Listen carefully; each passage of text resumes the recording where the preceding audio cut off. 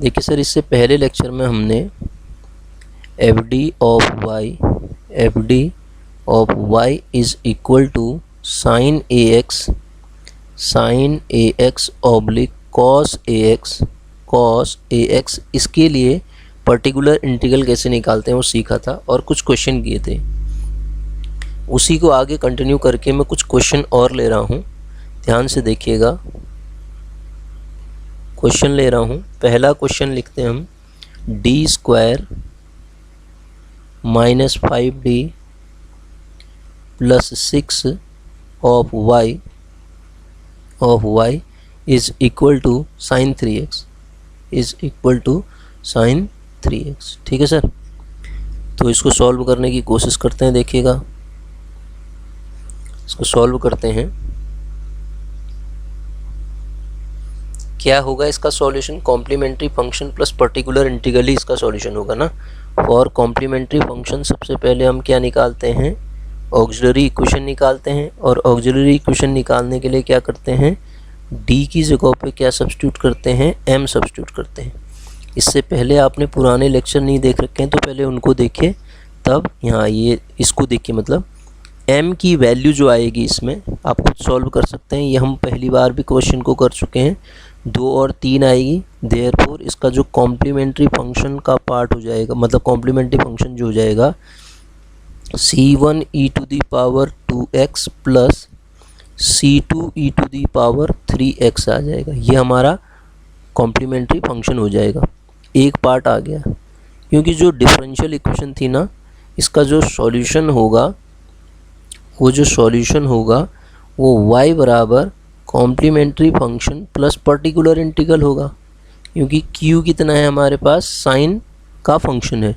ठीक है, तो अब हम क्या करेंगे, इसके बाद इसका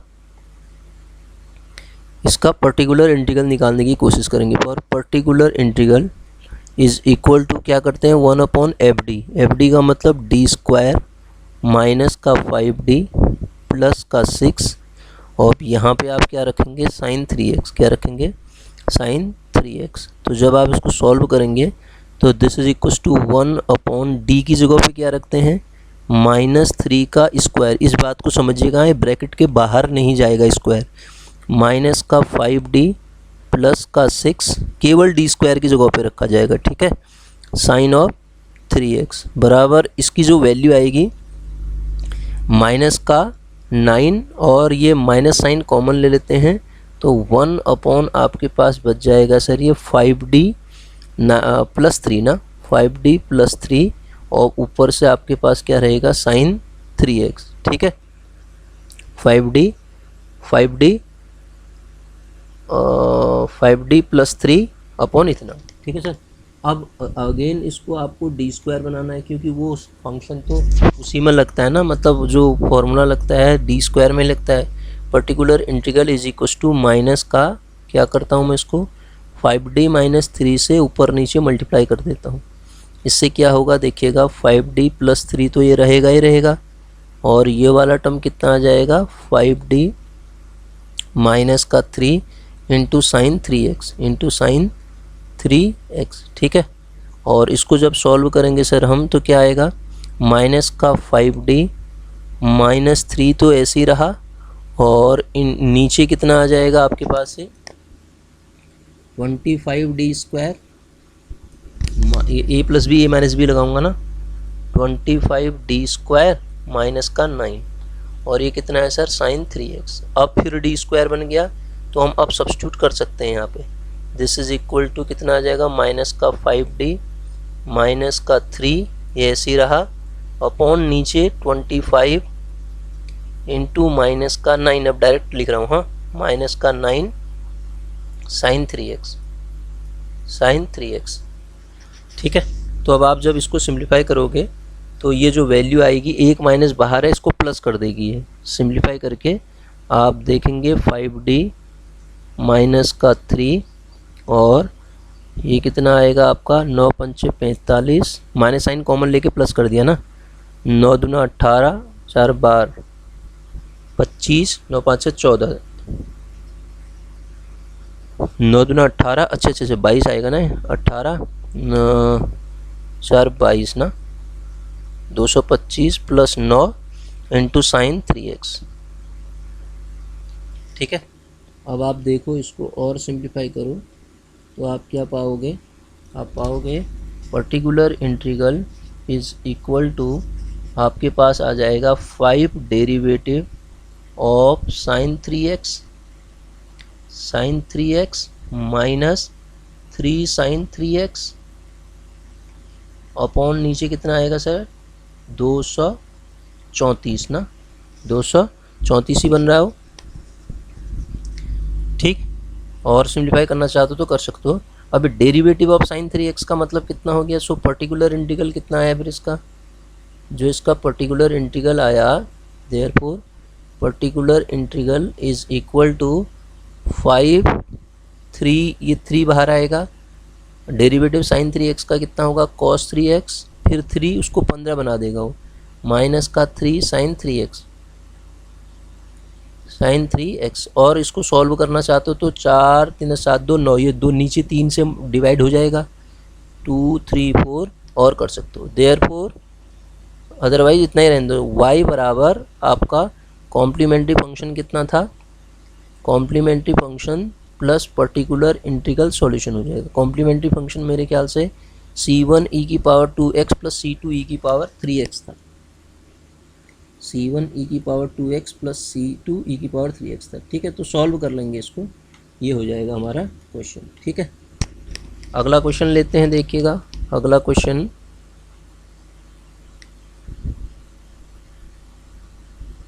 जी अगला क्वेश्चन देखिए, अगला क्वेश्चन हम लेते हैं D square minus 2d plus 5 of y is equal to sine 3x, is equal to कितना, साइन 3x। इसको सॉल्व करने की कोशिश करते हैं फिर, ये क्या आएगा देखिएगा। ठीक है, साइन 3x है ना, साइन 3x, तो सर इसके लिए सॉल्यूशन अब अगेन वही complementary function plus particular integral होगा। अब मैं पूरा नहीं लिख रहा हूँ, सीधे बना रहा हूँ इस क्वेश्चन को, आपको तरीका मैंने समझा दिया है क्या करना है, मैं इसको सीधे लिखने की कोशिश कर रहा हूँ। सबसे पहले ऑक्सिलरी इक्वेशन के लिए m square minus 2m plus 5 is equal to 0, this implies m is equal to आपके पास कितना आएगा, 5 है ना, 5 का मतलब 2 और 3, 5 का मतलब इसके फैक्टर कितने आएंगे, फिर इसके जो फैक्टर निकालोगे सिरधराचार्य लगाना पड़ेगा इसमें, ऐसे तो बनेगा नहीं है, तो अब सॉल्व करना पड़ेगा। माइनस बी मतलब minus B plus minus under root of B square minus 4ac, B square का मतलब 4 माइनस का 20, 4ac ना, 20 अपॉन 2। ठीक है, तो जब आप इसको सिंप्लीफाई करोगे तो ये आएगा 2 से कैंसिल हो जाएगा, ये 16 और 2 बाहर आके कैंसिल हो जाएगा हमारे पास। तो सही करा ना मैंने, m square minus 2m plus 5 था ना, b स्क्वायर मतलब, अच्छा b स्क्वायर मतलब 4 हुआ ना, b स्क्वायर मतलब 4 हुआ, तो इसका मतलब 2 बचेगा, तो 2 प्लस माइनस, एक 2 तो गायब कर दिया हमने यहाँ से, 2 प्लस माइनस 2i बचेगा ना, 2 प्लस माइनस 2i। तो कॉम्प्लीमेंट्री फंक्शन कितना हो गया सर इसका, complementary function is equal to e to the power 2x bracket के अंदर c1 क्या, c1 cos 2x plus c2 sin 2x, ये कॉम्प्लीमेंट्री फंक्शन आ गया इसका। ठीक है, कॉम्प्लीमेंट्री फंक्शन इस तरीके से इसका निकल गया। अब पर्टिकुलर इंटीग्रल निकालते हैं हम, तो पर्टिकुलर इंटीग्रल के लिए क्या करेंगे, ये 4 है। ठीक है,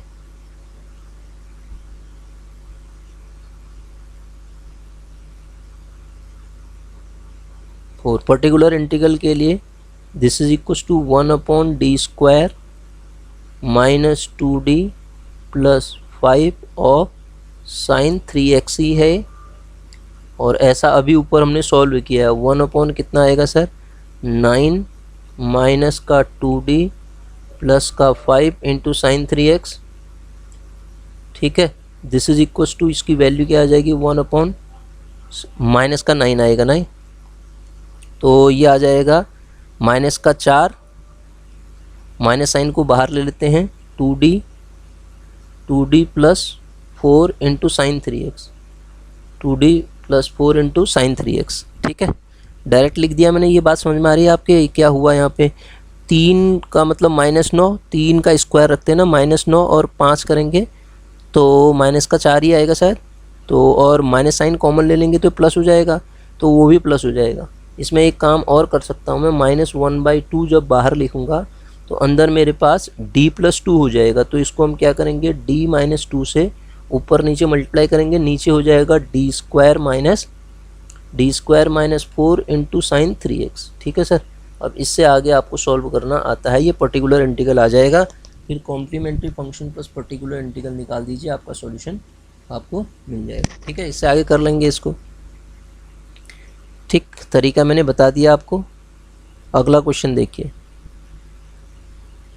ठीक है। इन क्वेश्चंस को सॉल्व करने का जो तरीका रहेगा यही रहेगा, चाहे साइन में हो तब भी कोई दिक्कत नहीं, कॉस में हो तब भी कोई दिक्कत नहीं, वो उसी फॉर्मेट में आपके पास आंसर दे देगा, ठीक है। तो इस बात को आप समझेंगे, साइन आए चाहे कॉस आए उससे कोई फ़र्क पड़ेगा नहीं। अब मैं ज़रा सा एक क्वेश्चन डिफरेंट टाइप का लेके दिखाता हूँ आपको। इसी में क्वेश्चन का फॉर्मेट डिफरेंट क्यों है वो आपको पता चलेगा। d²y/dx² माइनस का 8 dy/dx माइनस का 8 dy/dx प्लस का 9y इज इक्वल टू आपके पास 40 साइन 5x है, 40 साइन 5x है, ठीक है, 40 साइन 5x। तो इस क्वेश्चन को, इसमें डिफरेंट क्या है वो बताता हूँ मैं आपको। देखिए इसमें अलग क्या है वो आपको पता चलेगा, इससे सॉल्व करते हैं इसको जब हम। तो इसका कॉम्प्लीमेंट्री फंक्शन जब मैं इसको सॉल्व करूँगा, m² - 8m + 9 is equal to 0। तो सर इसमें सिद्धाचार्य लगाएंगे आप, m is equal to -b। ऊपर वाला क्वेश्चन जब हमने सॉल्व किया तो ये कुछ गड़बड़ नहीं आ गया है, b² - 4ac -b होता है ना, यहाँ पे रूट्स में कुछ गड़बड़ हो रहा है ना सर, ये रूट जो आ रहे हैं ना -b, ऊपर वाले क्वेश्चन में हमने रूट में कुछ गड़बड़ तो नहीं किया sir. -b plus minus √b² होता है ना, तो -b का मतलब -b प्लस माइनस √b² होता है ना, पहले सही किया था मैंने वो। ये रूट कुछ गड़बड़ लिखे हैं शायद सर, यहाँ पे देखो तो, यहाँ पे रूट्स को हमने कुछ गड़बड़ कर दिया है।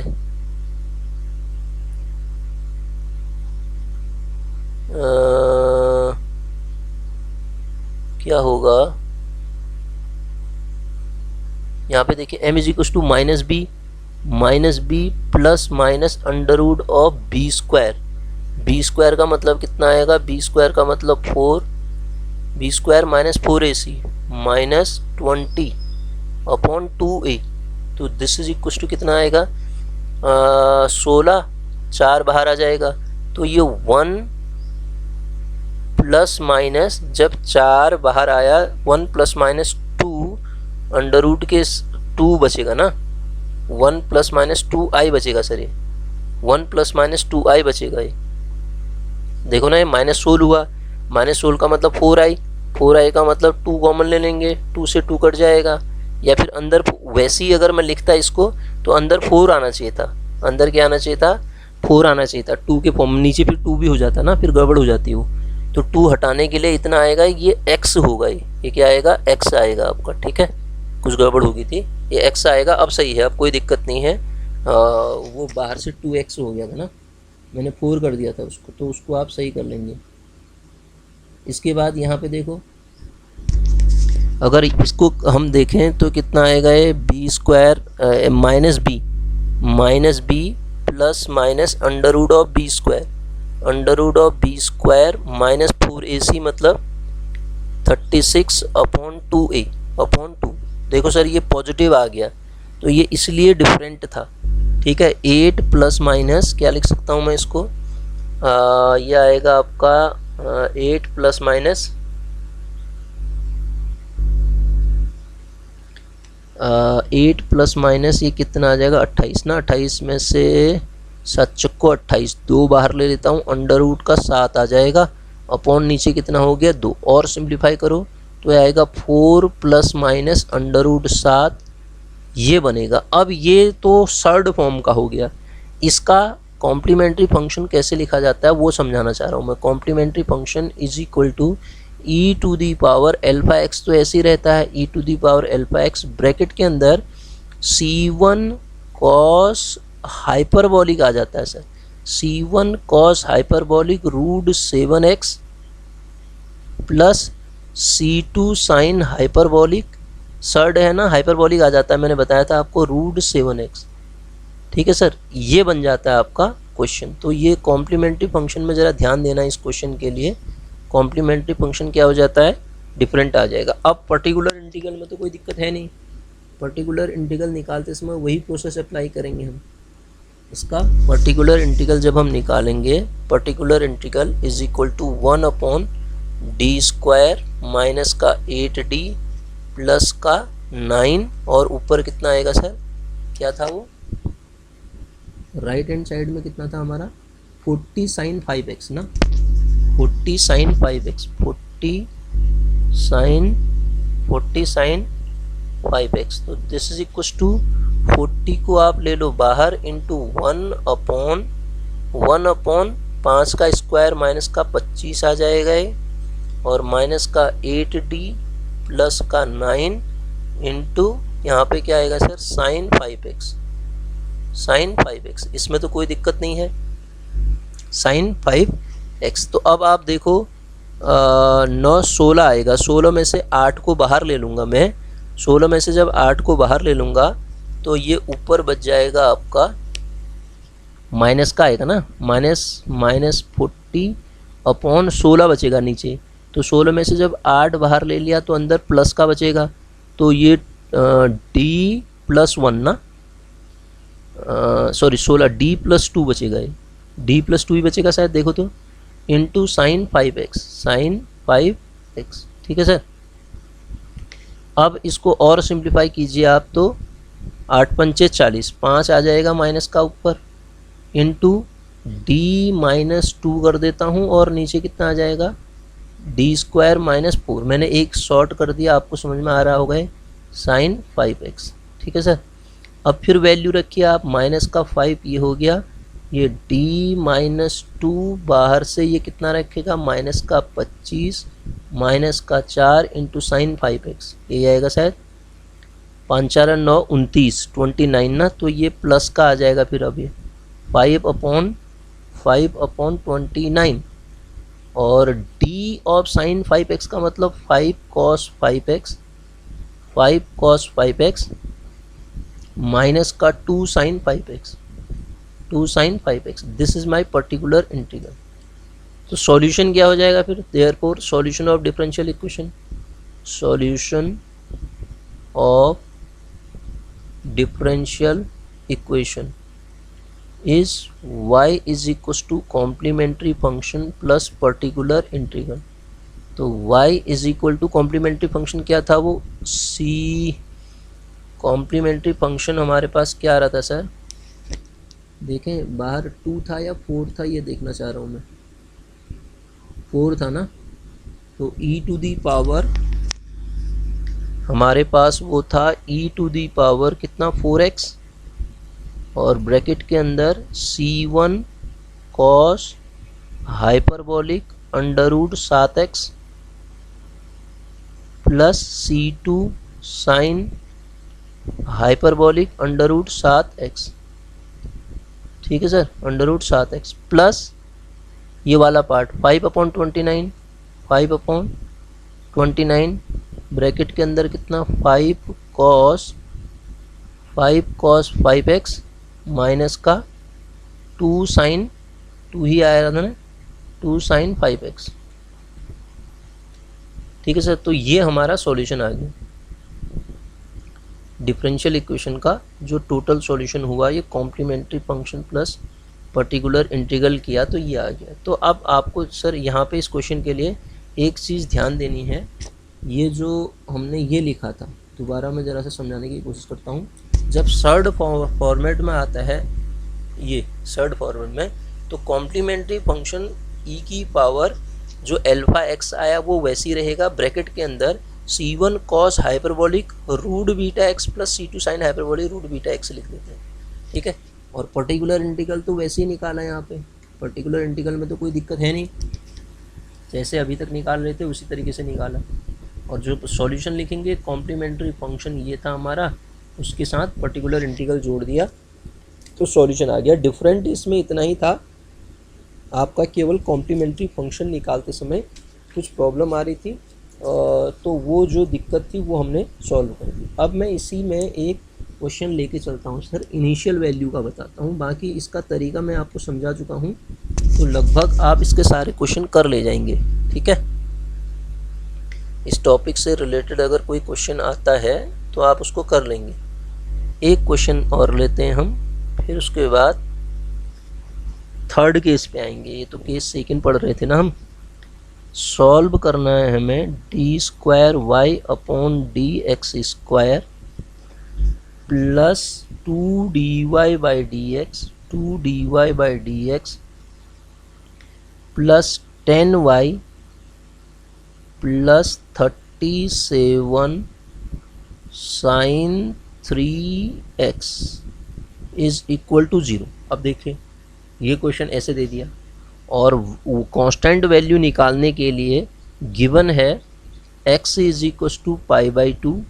तो जब x equal to pi by 2 है तो उस समय y इज इक्वल टू 3 है, और उसी समय dy बाई डी एक्स की वैल्यू, क्योंकि दो कांस्टेंट आएंगे ना, dy बाई डी एक्स की वैल्यू 0 है। किसके लिए है ये? x बराबर पाई बाई 2 के लिए, x बराबर पाई बाई 2 के लिए इतना, और dy बाई डी एक्स बराबर 0 व्हेन x बराबर 0। जब x बराबर 0 है तो दो कंडीशनें दे रखी हैं, x की भी दो अलग अलग वैल्यू दे रखी हैं, उसके क्रॉसपॉन्ड आपको y की भी दो, dy बाई डी एक्स और y की दो वैल्यू अलग गिवन है। ठीक है सर, तो करते हैं इस क्वेश्चन को, कैसे करेंगे देखिएगा। सॉल्यूशन इसका जो होगा, उसके लिए फॉर कॉम्प्लीमेंट्री फंक्शन निकालते हैं। पहले इसको हम ये लिखेंगे डी स्क्वायर, पहले क्वेश्चन को कॉम्प्लीमेंट्री फंक्शन न लिख के क्वेश्चन को सही तरीके से पहले लिखते हैं। यहाँ पे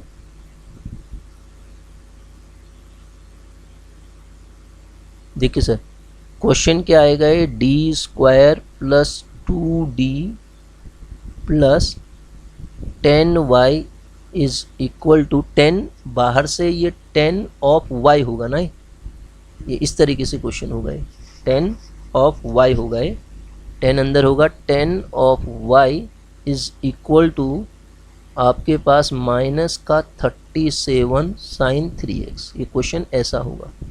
ठीक है, 37 साइन 3x माइनस का।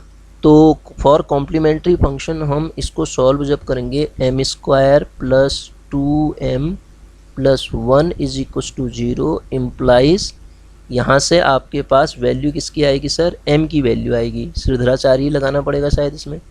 m is equal to m square plus 2m plus 10 है सर, ये 10 2 1 में तो वो फॉर्मूला बन जाता ना, तो माइनस का 2 plus minus under root of B square minus 4ac upon 2a, तो 2 कैंसिल कर दूंगा मैं इसमें से। ठीक है, माइनस का b, तो ये आ जाएगा, अब सीधे लिख रहा हूँ, -1 प्लस माइनस कितना बचेगा, 4 बाहर लिया तो 1 माइनस 10, 9 प्लस माइनस 3i। ठीक है, तो 2 से 2 तभी तो कटा। ठीक है, प्लस माइनस 3i, तो कॉम्प्लेक्स रूट आ गए। देयरफॉर जो कॉम्प्लीमेंट्री फंक्शन बना मेरे पास, e raise to the power minus x by 1/2x, bracket के अंदर कितना आएगा sir, c1 cos 3x plus c2 sine 3x। C2 sine 3x, यही तो आएगा। ये कॉम्प्लीमेंट्री फंक्शन आ गया मेरे पास। अब मैं पर्टिकुलर इंटीग्रल निकालने की कोशिश करूँगा इसका। Particular integral 1/d² plus 2d plus 10 of minus का 37 इंटू साइन 3x, 3x ही है ना। इसको जब हम सॉल्व करेंगे 1 अपॉन माइनस का 37 अपॉन नीचे कितना आएगा माइनस का 9 प्लस का 2d प्लस का 10, यही बनेगा। और यहाँ बचेगा आपके पास साइन का 3x, यही बचेगा ना। तो दिस इक्वल्स टू माइनस का 37 और नीचे कितना आएगा सर 2d प्लस 1 ना, 2d plus 1 into sine 3x।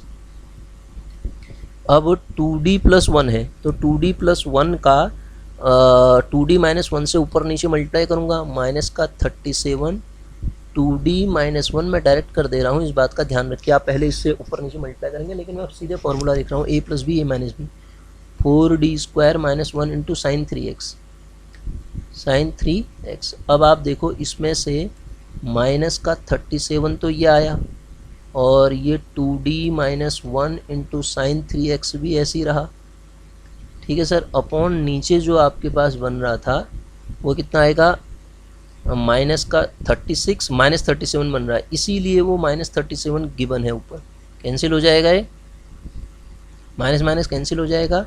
तो 2d मतलब 6 cos 3x, 6 cos 3x, 2d minus 1 था ना, माइनस का साइन 3x, साइन 3x, इतना ही आया आपका पर्टिकुलर इंटीग्रल। तो ध्यान दीजिए कॉम्प्लीमेंट्री फंक्शन और पर्टिकुलर इंटीग्रल क्या क्या आ रहा है यहाँ पे, ये पर्टिकुलर इंटीग्रल आ गया, ठीक है। कॉम्प्लीमेंट्री फंक्शन कितना आ रहा था आपके पास,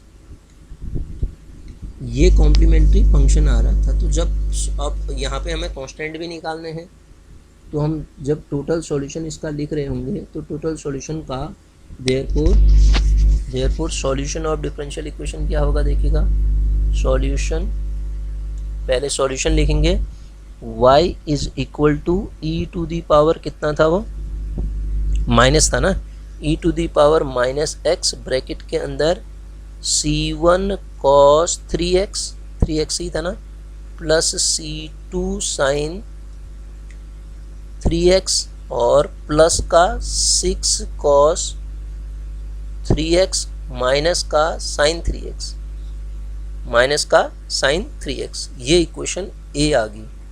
अब इसका डेरिवेटिव भी निकाल देते हैं, क्योंकि मुझे डेरिवेटिव की भी ज़रूरत पड़ेगी ना, तभी तो इनिशियल कंडीशन लगाऊंगा।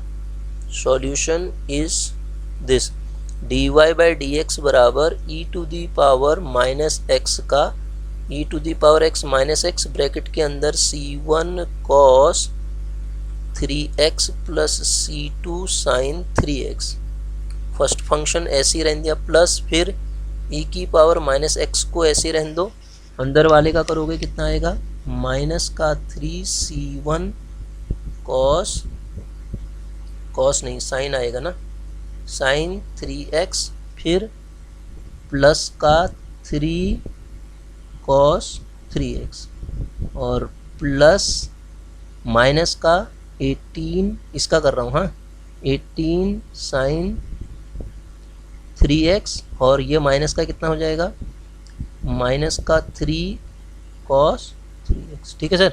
अब हमें वैल्यू क्या दे रखी है, जब हमारे पास x बराबर π/2 था, x बराबर π/2 था, तो x बराबर π/2 था तो उस समय y बराबर कितना था 3 था, तो इसको इक्वेशन b ले लेता हूँ मैं, from equation a, equation a का यूज़ करेंगे 3 इज इक्वल टू एक्स बराबर π/2 रखता हूँ इसमें, जब π/2 रखूँगा तो ये π/2 में 3π/2 आएगा, तो e raise to the power minus π/2 into bracket के अंदर कितना आएगा सर c1 cos 3π/2 और प्लस c2 साइन 3π/2 और प्लस का 6 cos 3π/2 माइनस का साइन 3π/2, माइनस का साइन 3π/2 यही मिलेगा,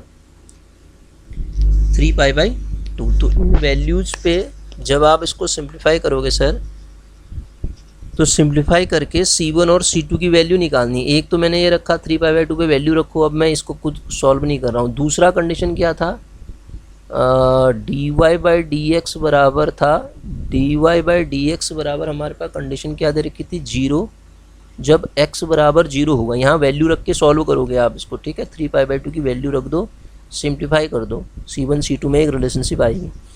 इसी प्रकार 0 = e⁻⁴ माइनस e⁻⁴ x की वैल्यू 0 रखेंगे तो 1 आ जाएगा ब्रैकेट के अंदर, cos 0 ये दे देगा आपको C1 + 0, और e की पावर ये भी कितना आएगा, 1 आएगा।